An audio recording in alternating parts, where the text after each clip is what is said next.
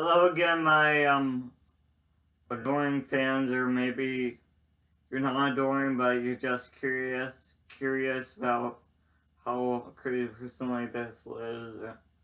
So, what I wanted to talk about today was why I am enamored with the book. It's not a book; it's a play, pretty old play. I like old things because, modern stuff is. I feel like the bar has really dropped in recent years with, like, maybe with rock and roll or rap. Like, I don't know, music just isn't really good anymore or as good. Like, I don't know, I like classical music. And so the play I wanted to talk about was The Bald Soprano. The Bald Soprano. It was written in, I think, like 1920s, something like that, maybe 30s. And it's by Eugene Ionesco.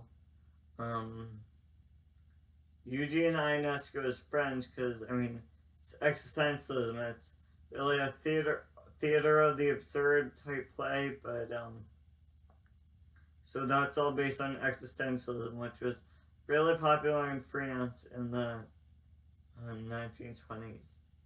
So, my story, how I got involved with this play, because, I'm sure most people, there isn't free will. Most people don't even uh, go see things for themselves, or they never think to, like, look it up. How they don't think outside the box. It's just, okay, you get what you got.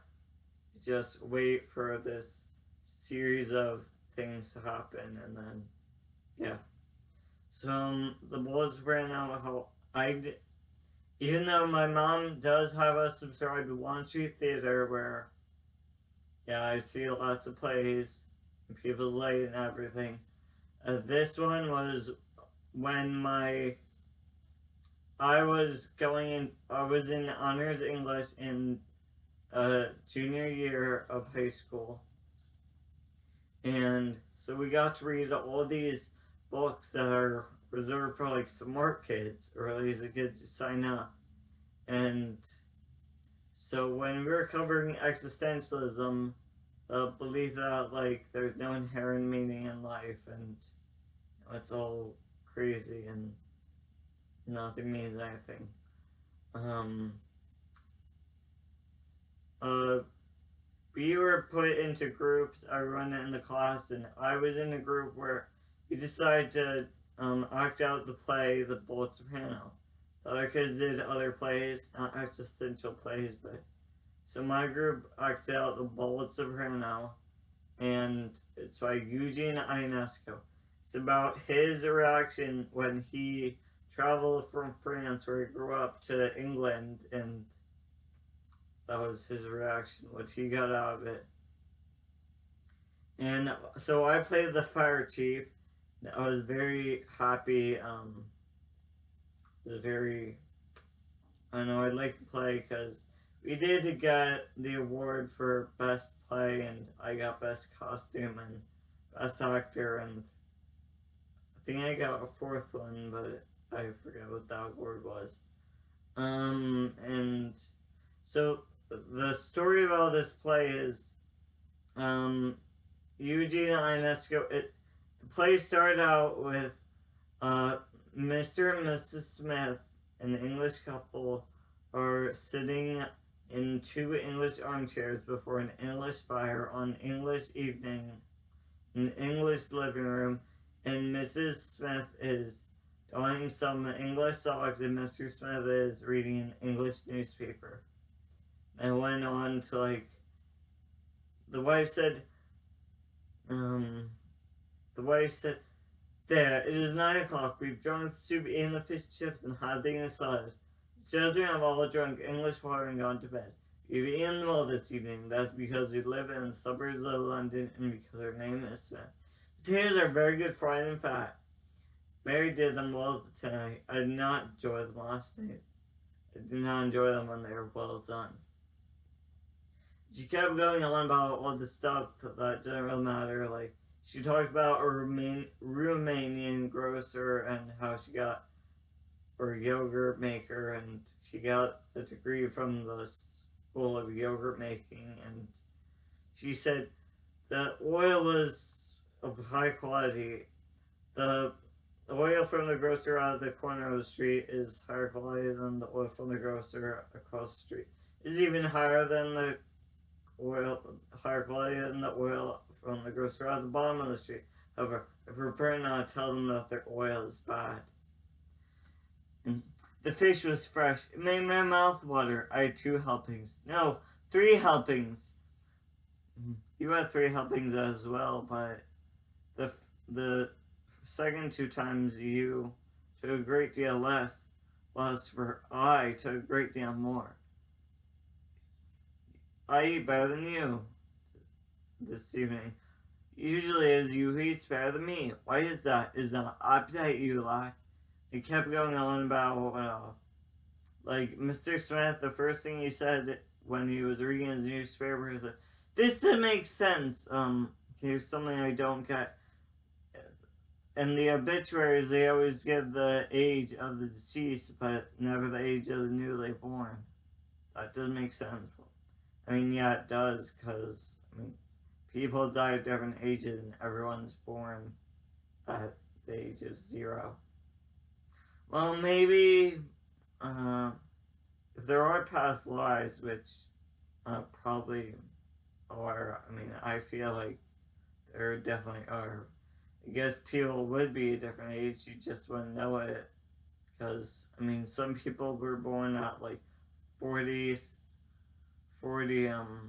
lifetimes, some people were in at 38 lifetimes, some people 22 lifetimes, some people 50 lifetimes, or 56, or I don't know, and they all live different lengths during those lifetimes. So, the Bald Soprano kept, I don't know, it was absurd, theater of the absurd, so very, you know, it's like, what's that? It's like Dada put into a play, like Dada art. And, yeah, it's just a bunch of random stuff. And I think what he was saying was that, well, one in that line, usually as you, he's better than me. Why is that? I think, well, just because things usually happen a certain way doesn't mean they always will happen that way. I mean, his reaction kind of seemed like, why does everything have to be the same all the time? Like, the English seem to be very concerned, enamored, maybe neurotic about controlling stuff and routines and having everything be the same all the time. Which, yeah, I definitely feel in English society, or at least like in the United States, where you still kind of have their culture, and even in Canada, like, I feel like the citizens of those countries are more concerned with order and being really uptight and bureaucratic about everything, and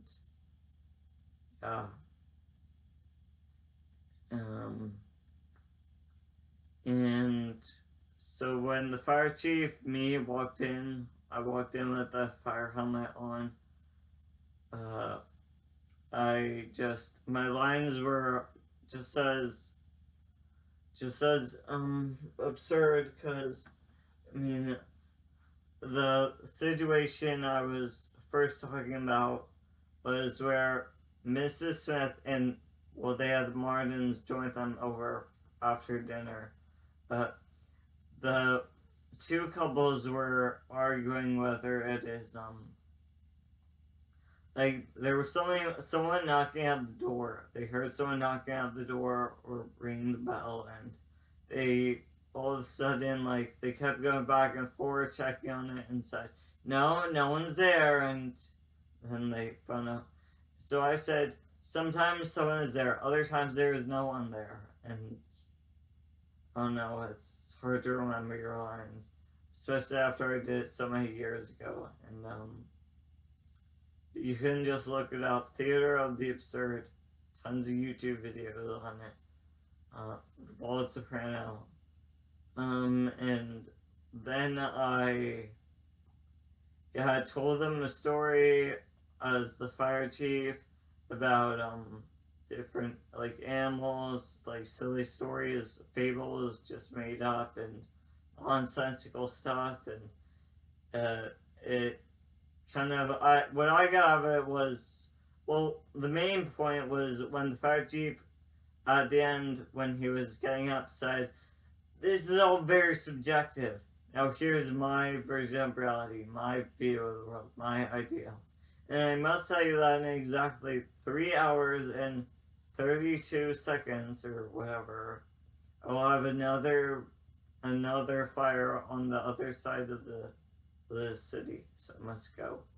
And I feel like people really just saying that when they thank the fire chief for helping them pass time, they thank the fire chief for helping them pass time with stories. Um, maybe Ionesco was saying, well, can you think of your own, make your own fun, find your own activities to entertain yourself? Like, I really think of the Book of Mormon here, all about Mormons from South Park, because I mean after dinner they had activities. That wasn't just watching TV, which is kind of what I think the world should be.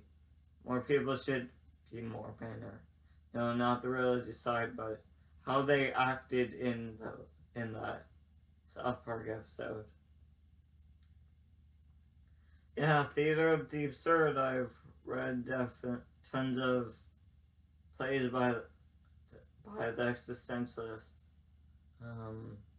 Yeah, no inherent meaning. That makes sense.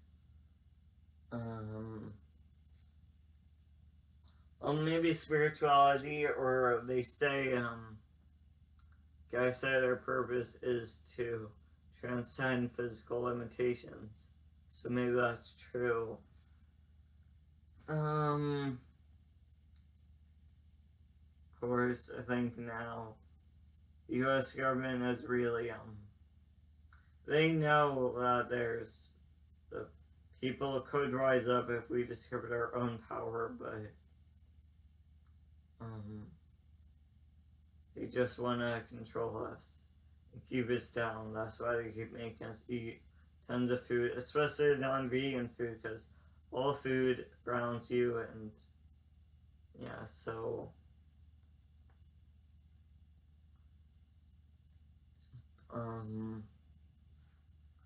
okay, signing off.